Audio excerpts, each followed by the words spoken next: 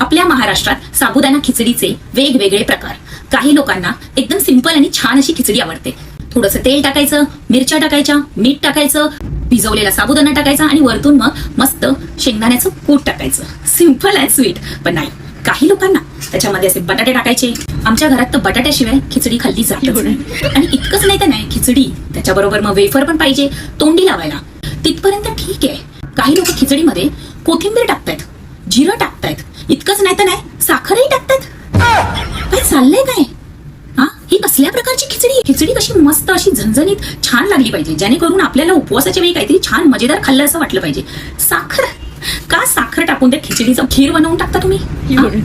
काही लोकांना खिचडी खाताना दही पाहिजे, दहीमध्ये साखर टाकलेलं पाहिजे. काही लोकांना काकडीची कोशिंबीर पाहिजे, म्हणजे शांत बसून खिचडी नाही खायची. आणि काही माझ्यासारखे जे दूध आणि खिचडी खातात. या साबुदाणा खिचडीची हालत आहे ना, भाताच्या खिचडीसारखी करून टाकली आहे. आणि ह्या सगळ्या डिमांड असतात ना, या उपवासवाल्यांच्या नसतात.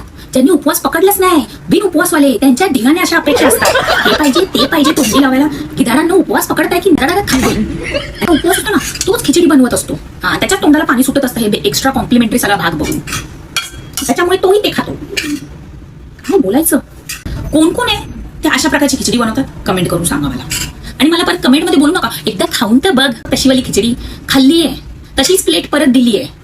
ज्या गोड गोष्टी आहेत त्याच गोड बनवा. त्या तिखट गोष्टी आहेत त्याच्यात कशाला तुम्हाला कृपया करून साखरेचं आगमन करायचं असतं? काय बोलायचं ना खरंच.